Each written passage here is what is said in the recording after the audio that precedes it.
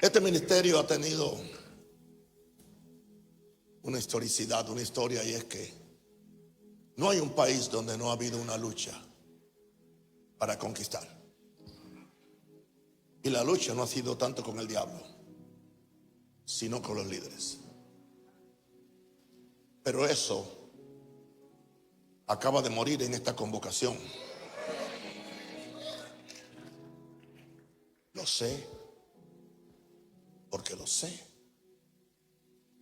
porque lo sé.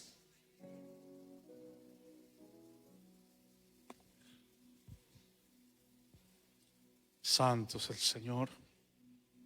Yo llegué el domingo a este lugar y el día lunes me encerré en oración. Todo el día no quise salir de la habitación donde estoy. Me sentaba en la mesa, me sentaba en la cama, me paraba, oraba todo el día. Mi oración era que no me toque predicar en esta convocación. No puedo exagerarle y no puedo mentirle, pero ya sabe quién tiene más peso en la oración, si el hombre de Dios o yo. Y ayer recibí el mensaje de papá de esta intervención. Por la gracia de Dios y por el riesgo que mi papá toma, he tenido que estar en muchas ocasiones ministrando aquí en la convocación. Creo que una sola no ministré. No me acostumbro a estar aquí. Tiemblo, sudo. Tengo que ir al baño 3 o 4 veces antes de venir acá. Pero sé que tengo algo que decir. Y le pedí al Señor anoche, al Espíritu Santo, como hasta las 2 de la mañana.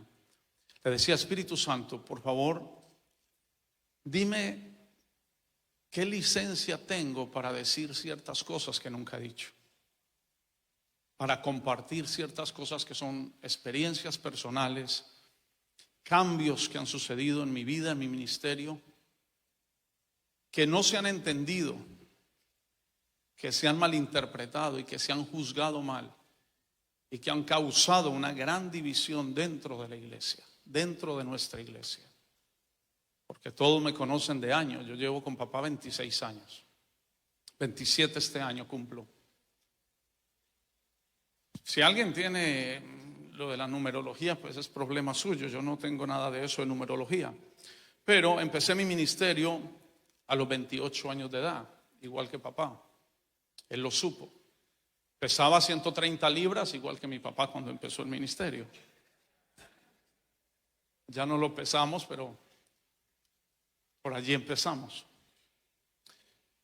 Y nací el día que papá, o el día no, el año, perdón, que papá empezó su ministerio. Yo tengo 48 años de edad. Por la gracia de Dios, Dios me ha unido a mi papá hace muchísimos años. He podido estar en su casa. Cuando mi papá salía a África, él me confiaba la responsabilidad de las iglesias acá en Panamá. He compartido con él miles de cosas.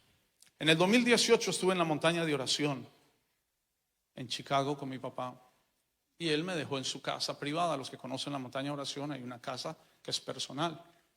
Él me dejó en su casa y como nunca me había sucedido en la vida, Dios habló a mi vida. Dios habló de una manera que nunca lo había escuchado. Y Dios me dijo: tu tiempo en Colombia y en Pasto. Yo pastoreaba en Colombia con el apóstol Hugo, con el hombre de Dios. Él también me conoce de años. Caminé por la gracia de Dios con el hombre de Dios 21 años. Dormía en su habitación. La última vez que compartimos en su cuarto de oración en su casa. Fui llevado por el Espíritu Santo y dirección de mi papá a Medellín. Fui enviado a hablar con papá Hugo ciertas cosas. Le pedí al Espíritu Santo que me diera licencia para hablar de esto. Créame que no quisiera hablarlo, pero Dios quiere hacer algo en esta convocación. Dios va a redefinir lo que es iglesia en nosotros, porque hemos estado equivocados, yo y muchos, en lo que es iglesia. Hay una guerra de sistemas. Hay un conflicto Con las gracias que deberían unirnos hay un conflicto. Y algunos, porque van a Venezuela, son enemigos del apóstol Hugo. Otros porque van a Colombia son enemigos del apóstol Bertucci. Y si alguien va a Venezuela, entonces alguien ignorante y necio pregunta: ¿y qué dice mi papá Nahum? Como si mi papá Nahum tuviera bastante conocimiento de quiénes son sus hijos. Pero es un celo de sistemas. Y que anoche me retumbaba, Pastor David Coto, lo que el Señor te dio. Hay que redefinir lo que es iglesia. Hay que redefinir lo que es la verdadera iglesia de Jesucristo. La última vez que estuve con papá Hugo en su cuarto de oración y en su casa, siendo dirigido por Dios y enviado por papá, cosas que usted no tiene que saber, pero déjeme hablarle lo que puedo hablar. Hablamos, compartimos. La reunión terminó, mi papá Hugo tomándome el rostro con las dos manos, los dos llorando, y él me dijo en su cuarto de oración: hijo, tu corazón es puro, entiendo lo que me estás diciendo. Nos pusimos de rodillas en su cuarto de oración. Él me bendijo de decisiones que habían que tomar en el ministerio. Yo debería de conectarme con papá Nahum, y eso se lo hice saber. Cosas que no voy a entrar en detalle. Allí lloramos y oramos, ¿verdad, papá? En su cuarto de oración. Salí feliz de aquel lugar. Feliz. Regresé a Pasto, y regresando a Pasto mi papá Nahum me llama. ¿Cómo te fue? Le dije: papá, demasiado bien. Oramos, lloramos y nos arrodillamos. Iba yo contento a mi casa, feliz. Al siguiente día, las redes sociales inundadas de un ataque sin misericordia, porque yo era un Absalón. Al siguiente día. Y desde ahí yo empecé a preguntarme: ¿esto es iglesia? O sea, ¿esto es iglesia? Los que no conocen los pormenores, los que no han caminado, los que no han escuchado a Dios, los que no están cerca del corazón del hombre de Dios, pueden llegar a juzgar lo que no entienden. Solo por un celo que no es santo. Porque cuando el celo te lleva a sacar la espada y a matar a tu hermano, no es santo. No es santo. Y Dios determinó establecer su trono en el monte de Sión, no en el monte Sinaí. Y su iglesia es el monte de Sión. En Sinaí Moisés dio la orden: cada uno saque la espada y mate a su hermano, a su amigo más cercano y a su pariente. En Sinaí. ¿Verdaderamente conocemos nosotros lo que es iglesia? ¿O estamos todavía en el Sinaí, donde por un celo de sistemas, un celo por personalidades que nunca ha sido enseñado acá, podemos matar al hermano, al pariente y al familiar más cercano? Tuve que callarme. Me aislé de las redes sociales. Yo no transmito mis mensajes. Y guardar silencio, porque Dios sabe, y creo que mi papá Hugo también lo sabe, el amor y el respeto que le tengo y la honra que le doy. Por 21 años honré su ministerio. Jamás dejé en vergüenza ni a mi papá Nahum ni a mi papá Hugo en el ministerio que yo llevé en Colombia. Jamás. Ni en deudas, ni con problemas económicos, ni con problemas morales. Jamás. Y en el 2018, en la convocación, Dios me habla y me dice: tu tiempo en Colombia se ha terminado. No porque estuviera en un problema con el apóstol Hugo, no porque estuviera fracasado. No le dije a nadie lo que Dios me habló. Regresé a Colombia, bajamos a Chicago el día del Padre. Mi papá me pidió que predicara también en Chicago, que fue para mí también una sorpresa, porque todos estaban esperando que él predicara. Era el día del Padre. Allí ministré Ciudadanos del Reino y regresé a Pasto. Aterrizando en Pasto, Dios vuelve a hablarme: tu tiempo acá se ha terminado. ¿Por qué estoy diciendo yo esto? Pasado un día, cuando mi papá aún me llama y me dice: hijo, ¿qué tan lejos estás de Ecuador, de Quito? Le dije: papá, en carro pueden ser 6 horas, 7 horas. Me dijo: qué bueno, hijo, porque necesito que vayas a Quito. Hay un problema con el pastor que está allí. Necesito que me ayudes con él, que lo ayudes a restaurar. Era un problema moral y quisiera que fueras allí. Le dije: claro, papá. Usted me dice, este domingo mismo. Ok, no hay problema. Nunca le he puesto objeción a lo que él me dice. Pero pasaron unas horas y vuelve y me llama y me dice: cambio de planes, hijo. Yo voy a aterrizar en Pasto mañana. Acabo de comprar el tiquete. Y voy a ir contigo hasta Ecuador, por vehículo. Las carreteras en Colombia son fatales, y más las del sur de Colombia. Quedé sorprendido y le dije: papá, perfecto. Lo recibimos, estuvo en la iglesia y viajamos a Ecuador en mi carro. Pasando Ecuador en la noche, bueno, eso fue una odisea. La historia es larga. Papá tuvo que estarse en la frontera porque estaba el éxodo de los venezolanos pasando por la frontera. Habían más de 7,000 venezolanos en la frontera y la frontera cerrada. Quedarnos con mi papá todo un día y una noche en la frontera sin poder ingresar. Lo llevamos por trocha, lugares peligrosos que son de guerrilla, para ver si otra frontera nos dejaba ingresar, y por su pasaporte americano no pudo ingresar. Regresamos entonces a la frontera de Rumichaca. Una odisea, pero pasando ya después de un día y medio, íbamos en el vehículo, el aire acondicionado a 16 grados centígrados, muy bajito. Estábamos pasando 7 de la noche, no había nada de calor en el carro, pero mi papá empieza a orar en lengua y a sudar. Y se pone rojo y se le empiezan a hinchar las manos, los brazos. Nadie sabía, ni él, que Dios me había dicho en la montaña de oración 4 días atrás que mi tiempo en Colombia se había terminado. Y él empieza a orar en lengua de una manera, allí aparecieron ángeles. Y él me mira y me dice: hijo, tú no vienes a restaurar un pastor.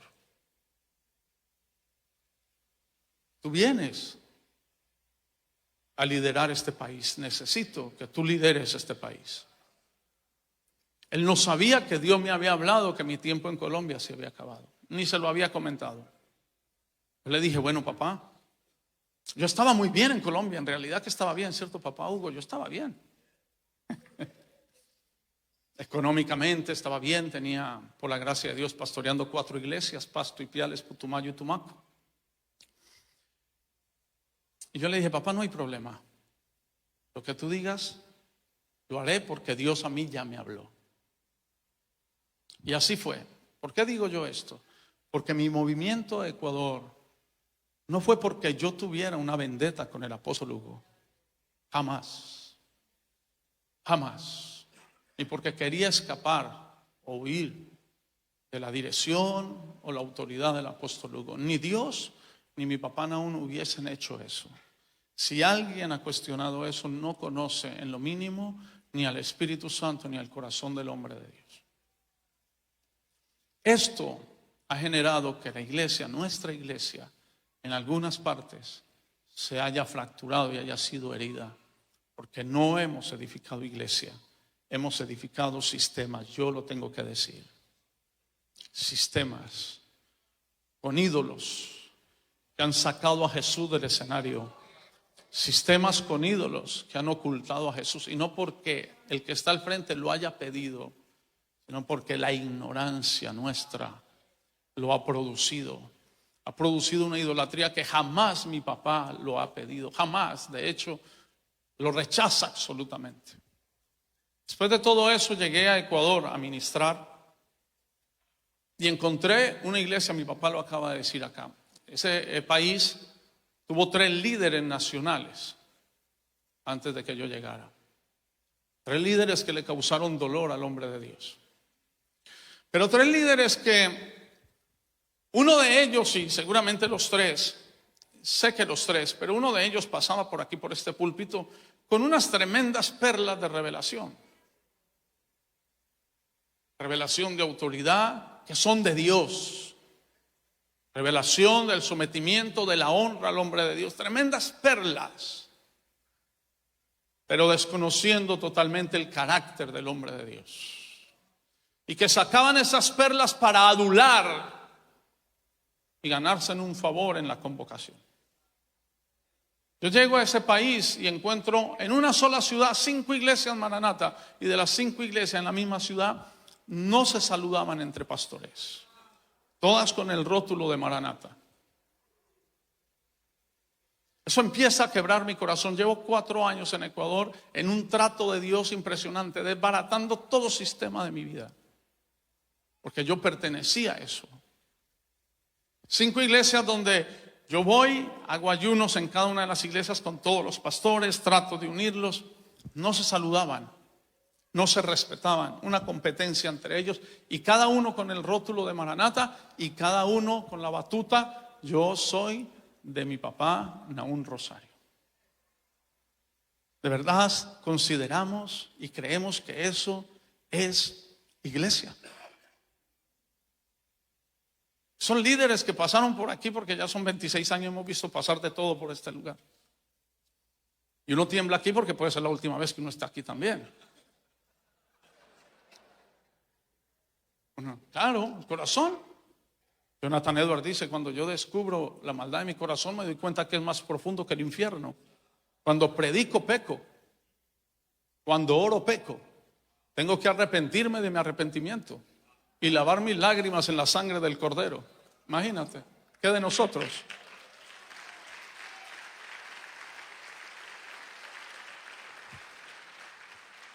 Y se encuentra uno con un sistema que creíamos que era iglesia. El sistema de yo soy de papá Nahum, pero sin Cristo. Y eso no es lo que aquí se ha enseñado. Jamás. Yo soy de papá Nahum, yo soy de papá Nahum. Y todos en una guerra, una competencia, en pecados de inmoralidad, con problemas financieros. Ellos dicen: yo no le diezmo a usted porque yo le diezmo a mi papá Nahum. Pero mentira, no le diezman a mi papá Nahum. Yo no tengo problema con eso, pero es para ocultar que no diezman. Y a mi papá le dirán: le diezmo al líder de la nación. Pero mentiras, ni al uno ni al otro. Pero todo a nombre de un sistema que no es iglesia. Y por eso las puertas del Hades han prevalecido contra esta clase de líderes, porque prevalecieron. Como terminaron, se notó que las puertas del Hades prevalecieron contra hombres que sacaron tremendas perlas de revelación en este lugar. Que Dios nos guarde, que Dios tenga misericordia de nosotros. Y asumí esa responsabilidad, pero asumí esa responsabilidad con 2 propósitos. El primero, y se lo dije claro a mi papá: yo me quedo aquí y mi propósito será glorificar el nombre de Jesucristo. Y el segundo, darle alegría a tu corazón, porque has llorado y sufrido por este país. Y ese ha sido nuestro trabajo. Así que yo me voy a tomar unos minutos y voy a tomarme el permiso del pastor David Cótol y los derechos de autor de redefiniendo lo que es iglesia. Tenemos que redefinir lo que es iglesia. Mateo capítulo 16, 18, que debe ser el versículo único que tenemos para el título que recibimos de mi papá Nahum. Yo también te digo que tú eres Pedro, y sobre esta roca edificaré mi iglesia, y las puertas del Hades no prevalecerán contra ella. Mi iglesia edificaré. Edificaré es algo personal. Yo edificaré mi iglesia. No existe una sociedad ni ninguna contratación que Jesús haya organizado para edificar lo que es su iglesia. Nosotros todos somos solamente instrumentos. No somos los edificadores. No tenemos los planos. Yo edificaré mi iglesia. Y el original griego allí dice: de mí edificaré mi iglesia. Edificaré una asamblea de mí, de mi carácter, de lo que yo soy, dice Jesús. de lo que yo soy. Y esto es lo que ha latido en el corazón de nuestro apóstol, es que Jesucristo edifique su iglesia y la iglesia deje de ser el reflejo de un líder que solo busca fama, posición, dinero o alcanzar algún favor entre el pueblo de Dios. Esta iglesia tiene que tener el carácter, la naturaleza de Jesucristo. A eso hemos sido llamados y eso es determinante en esta semana para nosotros. Estamos aquí para renunciar a nuestros métodos, todos los métodos que usamos, salidos del carácter de Jesucristo. Usamos métodos que no edifican, usamos métodos que hacen crecer la iglesia, cuando a la misma vez destruyen y mutilan el cuerpo que es la iglesia de Jesucristo. Los hemos usado. Cuando yo salí de Colombia, es mi responsabilidad. Yo no estoy diciendo que es responsabilidad de nadie. Quedó en la iglesia una división. Yo soy de aquí, yo soy de allá, yo soy de este, yo soy de Apolos y yo soy de Pablo. Yo soy de Pablo Loaiza, yo soy de Apolos Bravo López, Apolos Bertucci. Y quedó un reguero. Después de 18 años de trabajo, y me di cuenta yo que la iglesia no había sido edificada por Jesucristo, había sido edificada por mí, atrayéndola a mí, haciéndola girar alrededor de este hombre. Y ver después, meses después, cómo el letrero de una de las iglesias, la de Ipiales, estaba en el piso, en la carretera. Yo pasaba de Ecuador a Pasto, y un indigente arrastrando el letrero. Eso lo vi yo, el letrero de Maranata, y un indigente. Yo dije: Señor, perdóname, porque edifiqué para ese nombre y no para tu nombre, y por eso hoy se recoge ese nombre en las calles. Porque yo soy de este, y yo soy de aquel, y yo soy de aquel. ¿Y quién aquí es de Jesucristo?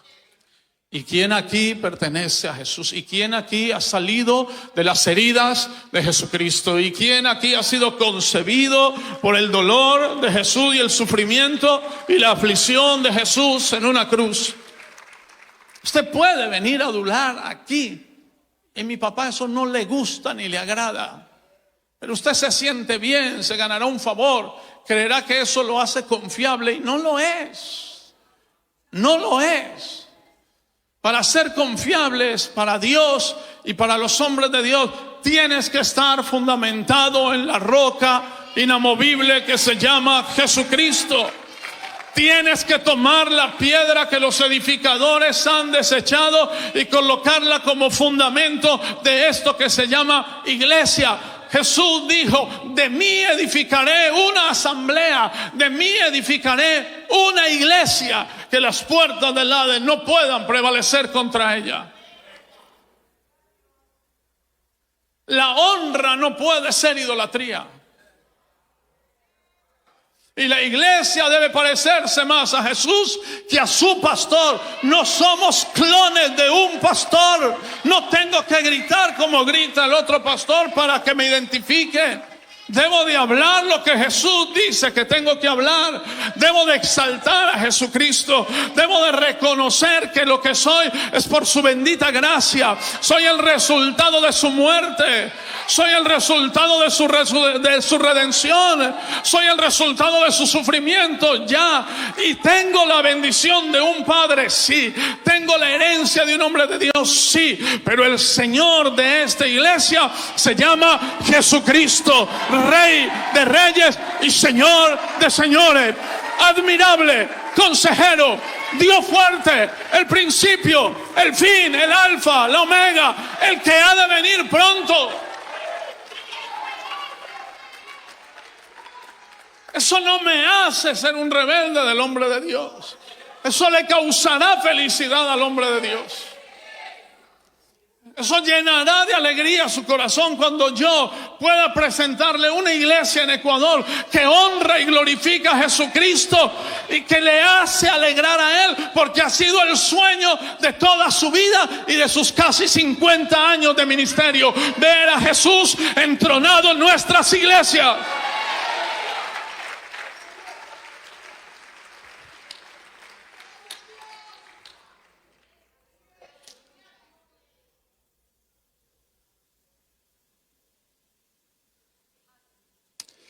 No dijo Jesús: yo juntamente con Elías y con Moisés edificaré mi iglesia.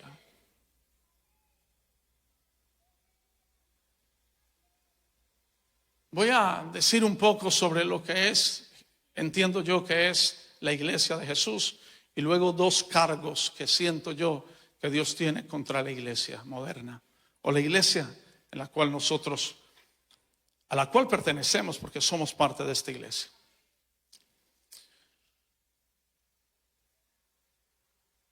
En el monte de la transfiguración apareció Moisés y Elías.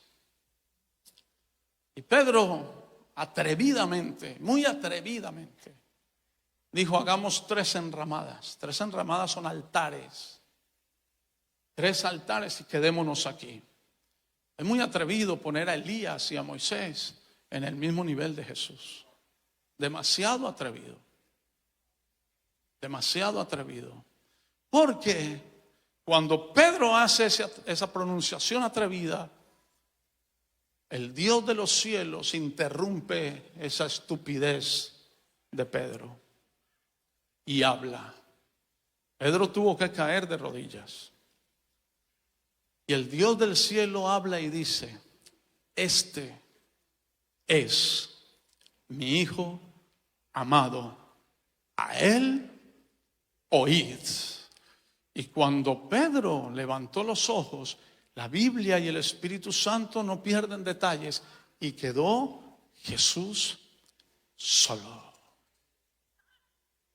Porque Moisés y Elías deben conducir a Cristo.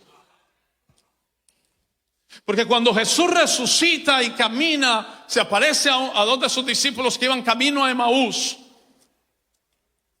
Lo espiritual no siempre es sensacional. Lo sobrenatural no tiene que ser sensacional.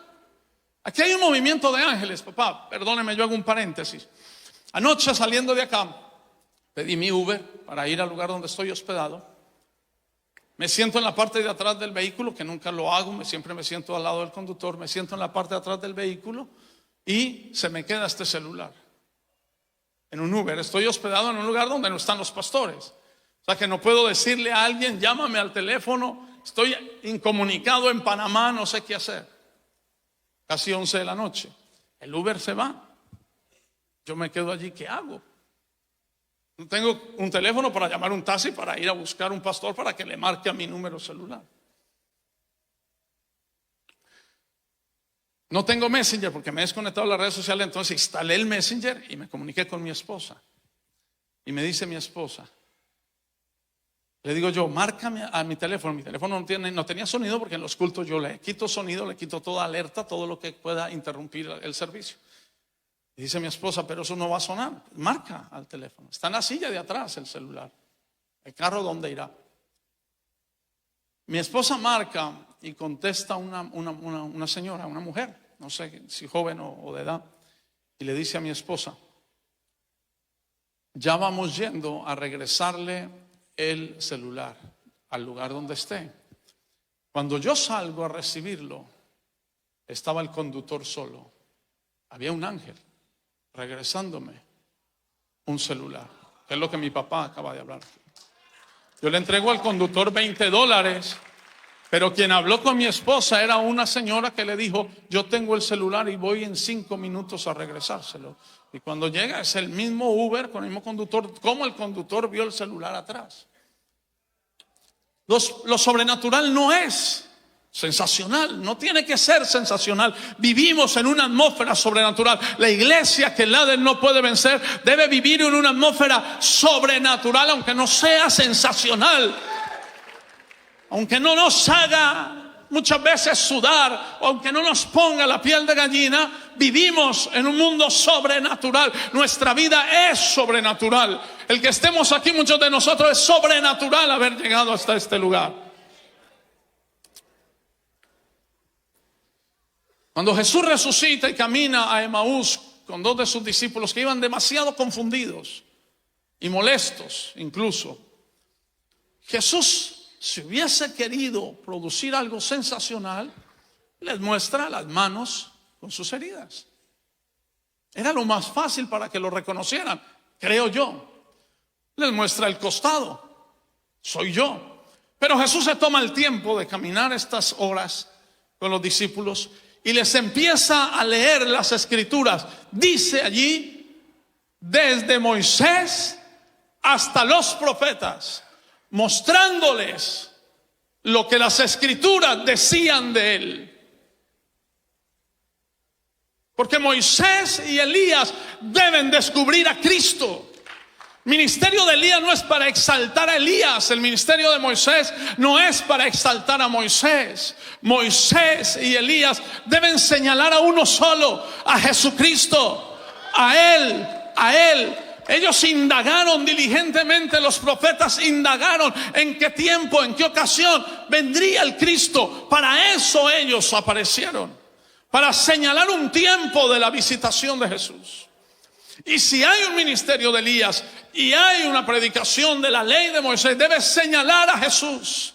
Es que la ley es el ayo, el maestro que nos debe llevar a Cristo. La ley es tan perfecta que nos hace ver que necesitamos un Salvador. La ley es tan perfecta que nos hace considerar que no podemos cumplirla. Es tan perfecta y santa que nos obliga a conducirnos a un Salvador. Entonces, si predicamos de Moisés, tenemos que terminar en Cristo. Y si predicamos de Elías, tenemos que terminar en Cristo. Y si predicamos de Elías, tenemos que decirle a la iglesia: no es por Elías el milagro, no es por la unción de Elías, es por las heridas de Jesucristo. No te sanaste porque yo te impuse mano, te sanaste porque Jesucristo pagó el precio por ti. Ese cáncer desapareció porque cada herida de Jesús producía sanidad.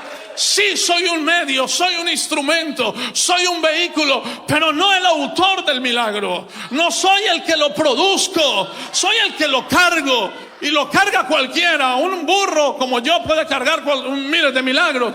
Cualquier burro, cualquier ignorante, cualquier necio, cualquiera de nosotros que decida creer que Jesucristo pagó el precio en la cruz del Calvario es portador de milagros, de maravillas, de señales, de prodigios.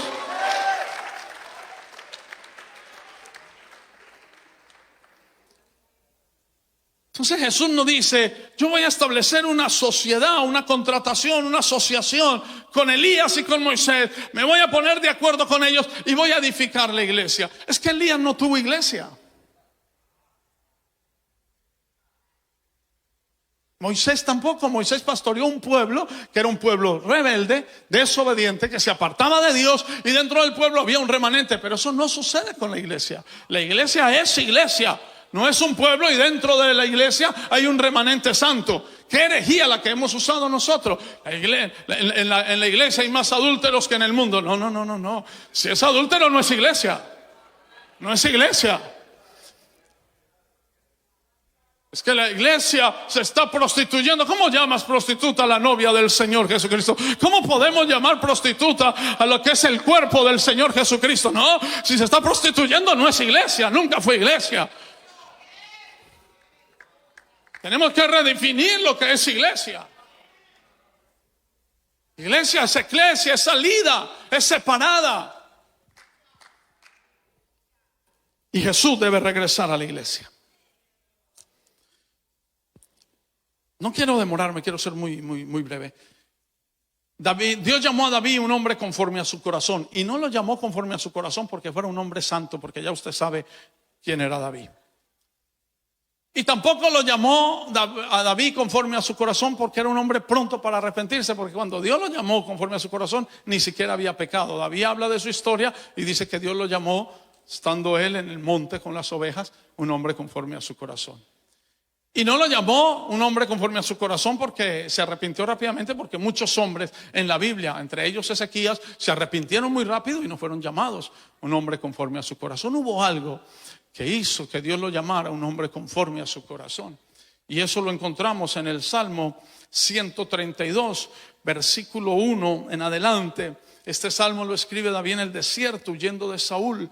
Acuérdate, oh Jehová, de David y de toda su aflicción, de cómo juró a Jehová y prometió al fuerte de Jacob: no entraré en la morada de mi casa, ni subiré sobre el lecho de mi estrado.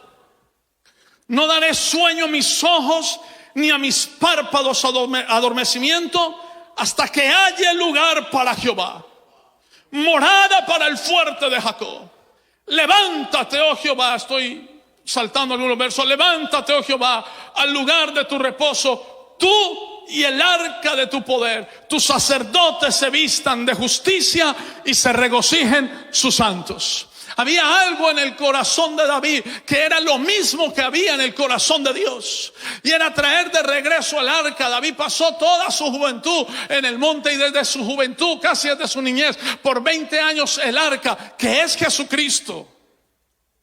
Es Jesucristo. El arca del pacto es Jesús. Madera de acacia y oro refinado. Madera la humanidad, el oro la divinidad.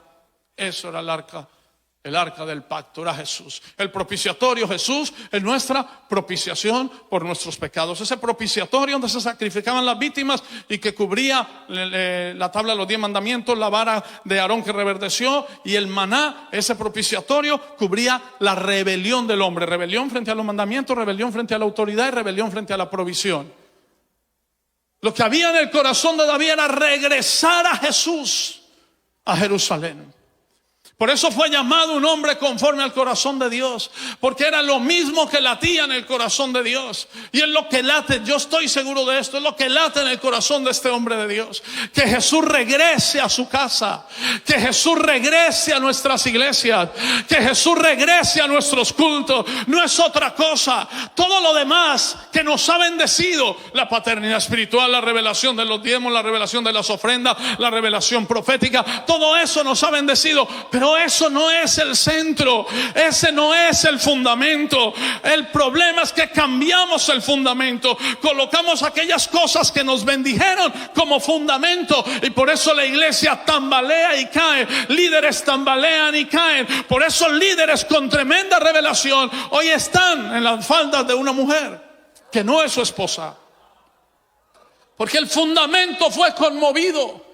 David decía: no le voy a dar a mis párpados adormecimiento, no voy a descansar, no voy a subir a mi lecho hasta que regrese a Cristo, hasta que regrese a Jesús a la iglesia. Y ese debe ser nuestro desvelo, esas deben ser nuestras oraciones. El pastor David Cotto ayer lo decía: el desvelo, la oración es para que Jesús regrese. Tenemos que redefinirnos, tenemos que definir quiénes somos nosotros, tenemos que definir de qué espíritu somos. Oramos para que descienda fuego. Ustedes no saben de qué espíritu soy, le dice Jesús a aquellos hombres Boanerges, los hijos del trueno. Ustedes no saben de qué espíritu soy. Tenemos que definirnos. Si somos de Jesucristo, se acabarán las divisiones. Si somos de Jesucristo, en Jesucristo todos estamos unidos. En Jesucristo las gracias, los dones, los talentos nos unen, no nos separan, no nos dividen. La gracia evangelística del apóstol Bertucci, la gracia profética del apóstol Hugo, no pueden ser razón de división. En Cristo nos tenemos que encontrar todos. Jesús es la vida de la iglesia. La iglesia es el cuerpo de una cabeza llamada Cristo. Si Cristo es la cabeza de esta iglesia, no hay diablo, no hay demonio, no hay infierno, no hay poder satánico, no hay brujo, no hay hechicero que pueda prevalecer contra esta iglesia.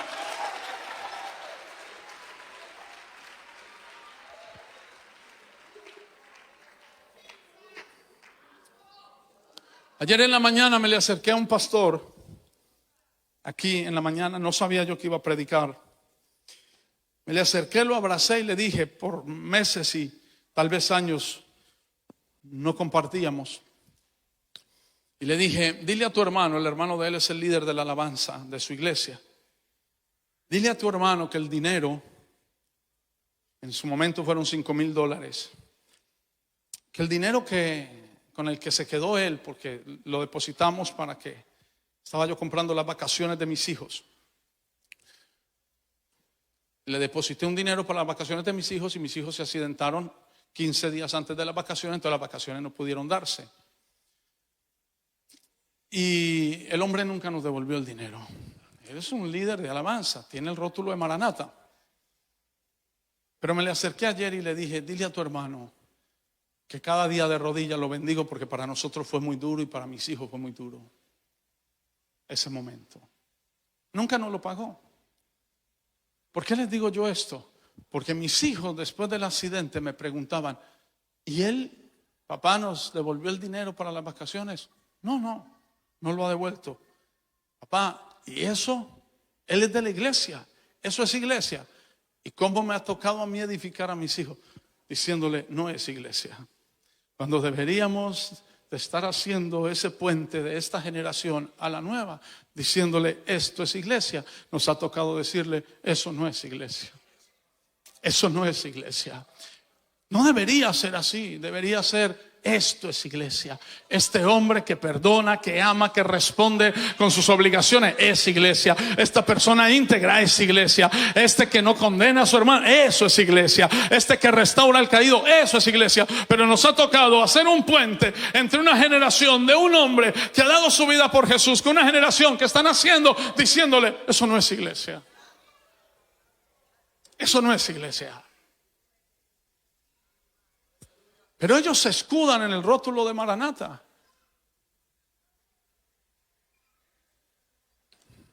El rótulo de Maranata, el nombre de Maranata, nunca se le dio a mi papá como un escudo de una falsa vida, de una vida sin temor de Dios, sin responsabilidades, sin pureza, sin santidad, y menos como el arma o la espada que usamos para asesinar al que no está con nosotros.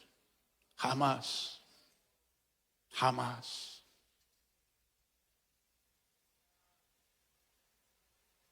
David escribió ese salmo cuando estaba perseguido, y David estaba haciendo un voto a Dios en el desierto de que no dormiría y no descansaría hasta que trajera el arca, que es Cristo, a la iglesia. Que los desvelos, las oraciones, las lágrimas de nosotros sean por ver a Jesús en la iglesia. Que Jesús venga a la iglesia. Mire, si yo estoy mal, que Jesús venga a este lugar y me cambie aquí. Que Jesús aparezca, me transforme, me moldee, me quiebre, me desparrame, lo que quiera hacer. Pero que Él esté aquí, que Él se mueva, que Él se enseñoree, que Él haga como Él quiere. Y ahora siento en mi corazón que hay dos cargos que Dios tiene contra la iglesia. Deben de haber muchos, seguramente. Pero la primera, hay una ignorancia acerca de la naturaleza de la iglesia. Y no es que el país en el que yo estoy esté cerrado con el evangelio, no, eso es mentiras. Es que los que han representado el evangelio no han representado el verdadero evangelio. Y hay una ignorancia acerca de la naturaleza de la iglesia. Timoteo dice, Pablo a Timoteo en la primera carta, verso 3:15 dice, para que sepas cómo debes conducirte en la casa de Dios, que es la iglesia del Dios viviente, columna y baluarte de la verdad. Y es que Dios solo tiene una institución religiosa, no tiene más. Solo tiene una institución de carácter espiritual, no tiene más. ¿Sabe que la iglesia no necesita la ayuda política para cumplir con su propósito en esta tierra? ¿Sabe que la iglesia no necesita de la ayuda política ni de la ayuda empresarial para cumplir con su propósito de establecer el reino de Dios en la tierra?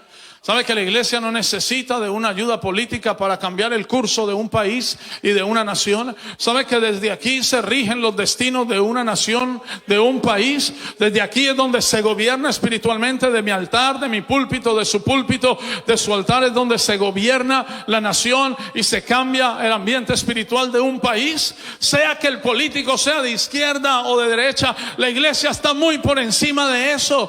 La iglesia está Jesús está por encima de la iglesia. La iglesia por encima de los poderes políticos, poderes sociales o poderes económicos. La iglesia es una institución divina, viva, palpita, tiene vida en Cristo, tiene vida de resurrección, puede determinar y cambiar el destino de un país. Sea quien sea que esté en el gobierno, tiene que estar sujeto a lo que se ora aquí. La oración de acá puede cambiar el destino de un país, de un gobierno, de cualquiera que se pare al frente.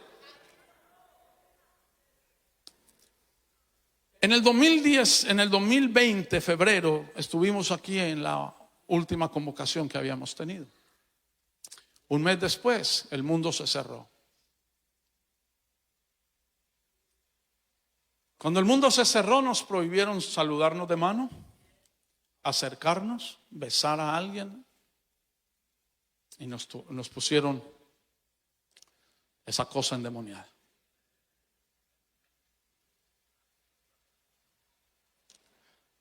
Antes del marzo del 2020, eso, el no saludarnos, el no estrechar las manos, el no dar un beso, ya lo habíamos vivido nosotros aquí. Porque no sabemos que la naturaleza de la iglesia es el vientre de Dios para la tierra. La iglesia es el vientre de Dios por donde Dios puede hacer nacer su gloria. O si ese vientre no está bien, da a luz, ¿cómo le vamos a dar nosotros más poder a China que a la iglesia de Cristo? Pero es que aquí, en el febrero del 2020, no podíamos estrecharnos las manos entre muchos. Esa es la radiografía mía. Y cuando empieza la pandemia y sucede eso, Dios habló conmigo y me dijo: pero ¿de qué te extrañas que en el mundo te estén prohibiendo saludar a alguien si ustedes en la convocación no se saludaban?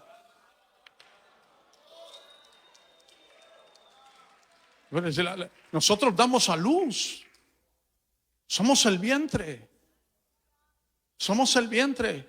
Y no importa lo que China planee, si la iglesia de Cristo da a luz gloria, gloria van a ser. Y no importa lo que las potencias del mundo estén planeando, si nosotros como iglesia aquí damos a luz unidad, habrá unidad. Y si nosotros aquí damos a luz amor, y damos a luz restauración, y damos a luz salvación, y damos a luz la santidad, no importa la potencia, la iglesia está por encima de las potencias. La iglesia es la embajada del reino de los cielos.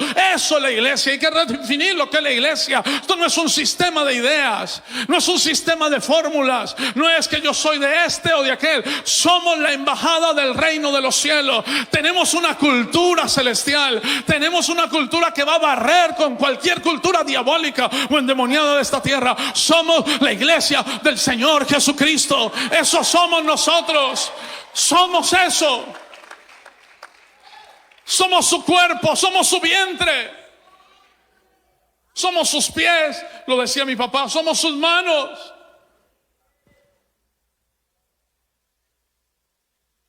Segundo cargo que siento yo que el Señor tiene contra la iglesia, y pueden ser más, pero con esto termino: la falta de amor y compasión en la disciplina de la iglesia. Gálatas 6:1 dice: hermanos, si alguno fuere sorprendido en alguna falta, vosotros que sois espirituales, restauradle con espíritu de mansedumbre, considerándote a ti mismo, no sea que tú también seas tentado. La mayoría de nosotros los pastores deberíamos de tomar la la página de Mateo 18 y arrancarla de la Biblia. Deberíamos de arrancar Mateo 18, arrancarlo de la Biblia. La parábola de los dos deudores. El deudor que debía 10,000 se le perdonó, luego salió, un siervo le debió mucho menos y no le perdonó y lo echó a la cárcel. Porque pedimos los pastores un trato para nosotros benévolo, misericordioso, pero cuando nos toca ofrecerlo, somos unos dictadores. Hablamos de un amor que no practicamos. Hermanos, si alguno fuere sorprendido en alguna falta, vosotros que sois espirituales, restaurarle con espíritu de mansedumbre, considerándote a ti mismo, no sea que tú también seas tentado. ¿Quién de nosotros está libre de caer? Condenamos el divorcio, condenamos la separación, mandamos a todo el mundo al infierno hasta que me toca a mí o a alguien cerca de mi casa. Condeno la fornicación y mando a los fornicarios al infierno hasta que mi hijo cae en fornicación. Mi hijo cayó en fornicación. Mi hijo, el único varón que tengo. ¿Y sabe quién lo acribilló? La iglesia. Porque es el hijo del pastor. ¿Sabe quién lo crucificó? La iglesia. ¿Sabe dónde encontró refugio? En familiares que no son de la iglesia. Y restauración. No que le sobaron el demonio. No que le aplaudieron su pecado. Que lo restauraron. De verdad, nosotros creemos que esto es iglesia. Si me ves en un error, no me des la espalda en la convocación. Llámame, invítame a un café y dígame, estás mal en esto. Vamos a salir adelante. Creo que debes corregirte en esto. Y restaurémonos. Porque la naturaleza de la iglesia no es un cuerpo mutilado, es un cuerpo bien unido entre sí por las coyunturas que se ayudan mutuamente para ser edificados hasta alcanzar la estatura del varón perfecto. Eso es iglesia, eso es iglesia. Y no a nombre de mi papá, ni a nombre de ningún apóstol, ni a nombre de Maranata, mutiles el cuerpo de Cristo, ni asesines a tu hermano, ni deseches a tu hermano, porque eso es lo que Satanás está esperando. Que nosotros mismos nos destruyamos. Satanás no puede contra la iglesia desde afuera. Satanás no puede detener el avance de la iglesia desde afuera. Está esperando que yo te corte del ministerio, que yo te mutile, que yo te pisotee, que yo te denigre, que yo dañe tu testimonio, que yo dañe tu reputación. Y ahí es donde Satanás ha prevalecido contra una iglesia donde no debe prevalecer. Yo edificaré mi iglesia, ha dicho el Señor. De mí saldrá una iglesia de mi naturaleza, y las puertas del Hades no prevalecerán contra ella. ¿Alguien puede decir amén a eso?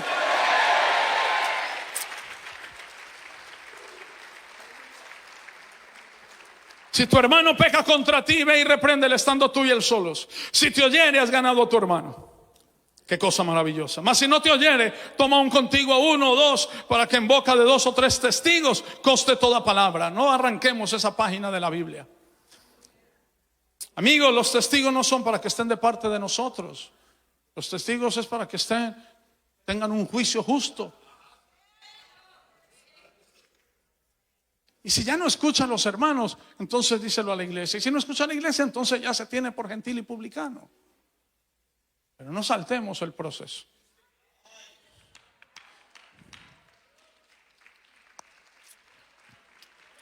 Termino con esto. 4 años en Ecuador, 2 de ellos en pandemia, 2 años que hemos podido trabajar con las puertas abiertas del templo, pero nunca, jamás, ni en pandemia, habiendo acabado de llegar a Ecuador, cerramos el lugar ni el templo. Siempre se sostuvo allí. Los pastores que habían en Ecuador, obviamente, tenían una conexión con Papá Nahum, entonces no estaban dispuestos a ayudarnos en nuestra llegada a Ecuador. Yo admiro a Denis con el testimonio que dio el pastor David ayer. Cuando el pastor David es llamado a liderar ese país, Denis, con todo lo que tiene, con todo lo que es y con la gracia que tiene, se pone a tu disposición. Eso es maravilloso, eso es alto. Y trabajamos allí. Esto es testimonio para mi papá que no conoce lo que está sucediendo en Ecuador porque me he mantenido en silencio. Quiero en su momento, cuando él llegue, que pueda ver lo que Dios le ha entregado a él en Ecuador. Por la gracia de Dios edificamos la iglesia en Quito, una iglesia linda, bella, más de 120 personas fieles en 2 años, fieles. De allí han salido pastores. Aquí tengo un hijo, pastor, que está en Cuenca con su esposa y ha levantado una iglesia maravillosa en 1 año. De allí enviamos a la pastora Rebeca a la frontera de Ecuador con Colombia. La pastora Rebeca, muchos de acá la conocen, Rebeca Cornejo, que ha estado por años con mi papá, amante de mi mamá, y allí le estamos dando la oportunidad de levantar su ministerio. Y si se le pusiera difícil, se irá conmigo donde yo voy. Allí se levantó una iglesia, levanté 2 matrimonios pastorales, lindos, serios, bellos. Y cuando estaba muy bien en Quito, el Espíritu Santo me dijo: tienes que irte a otra ciudad, otra vez. Y hace 3 días, 4 días, llegó mi mudanza de Quito a Guayaquil. No me llevé ni el micrófono personal. Porque en Guayaquil hay un trabajo y es tratar de unir a esos pastores que tienen el rótulo de Maranata y que todos, cada uno, está buscando lo de ellos propio. Y yo no quiero que eso se les siga presentando a mi papá como un ministerio. Y trataré de unificarlos y trabajaré en amor y trataré de edificarlos. Luego empezaré una iglesia lejos de las iglesias que están constituidas. Mi compromiso es que en cada culto yo anunciaré las direcciones de las otras iglesias, para los que quieran estar en las otras iglesias. Y arrancamos esta semana. Ya está mi esposa, que por eso no está acá, recibiendo la mudanza, y empezamos en esa ciudad de cero. Pero hoy a las 10 de la mañana ya se está haciendo la negociación de un local para la iglesia en un centro comercial. Hoy se está firmando con el pastor Aldo. Yo voy a ir a consolidar esa iglesia, porque esa iglesia te ama, esa iglesia tiene visión, y la vamos a consolidar como es, con estructura, con lo que el carácter y la visión de mi papá nos ha impartido. Hoy se empieza esa nueva iglesia ya. Hay una iglesia, papá, en Huaquillas, en la frontera con Perú. Allí tengo un obrero. Hay una iglesia que visitamos ahorita el 11 de febrero, vamos a estar allá, en Manabí, en el Carmen Manabí. Hoy, papá, que usted no lo sabía, hay 13 iglesias Maranata en Ecuador. Varias de ellas salidas de esa iglesia Maranata Quito. He trabajado en silencio, pero quiero que al final de mi carrera haya hecho 2 cosas: glorificar a mi Señor Jesucristo y darle alegría a tu corazón. Y yo no sé si suceda, pero es que yo creo que tú durarás más que yo. Entonces, cuando yo me vaya, te quedes muy feliz. Padre, yo te doy gracias. Redefinamos lo que es iglesia. Redefinamos lo que es iglesia. En el nombre de Jesús. Papá, te amo con todo mi corazón, siempre te lo sabe. Les amo y les bendigo.